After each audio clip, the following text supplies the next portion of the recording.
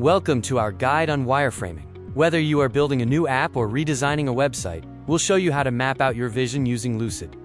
To start, let's address the most fundamental question for any designer. What is a wireframe? What is a wireframe? At its core, it's a visual guide that represents the skeletal framework of a digital interface, focusing on functionality and the priority of content.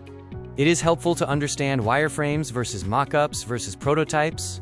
Wireframes are the blueprint.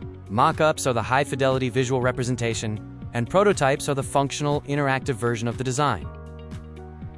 When choosing your approach, consider low-fidelity versus high-fidelity wireframes. Use low-fidelity for rapid brainstorming and high-fidelity when you need to align on specific UI details with stakeholders. What are the essential components of a wireframe? You should include navigation menus, buttons, content zones, and headers to establish a clear hierarchy before adding any aesthetic details. Now that we understand the basics, let's jump into the step-by-step tutorial, how to create a wireframe using Lucid's powerful intelligent diagramming features. First, open a new Lucidchart document and enable the UI Mockups shape library. This gives you access to pre-made elements like keyboards, search bars, and menus.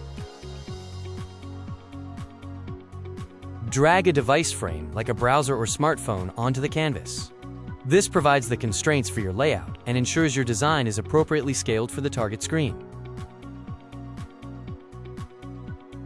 Arrange your UI elements to define the user journey.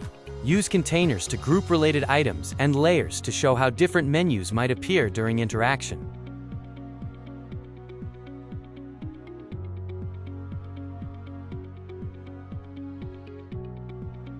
Once your structure is set, share the document.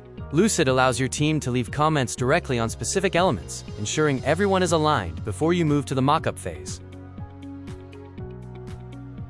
You're ready to build.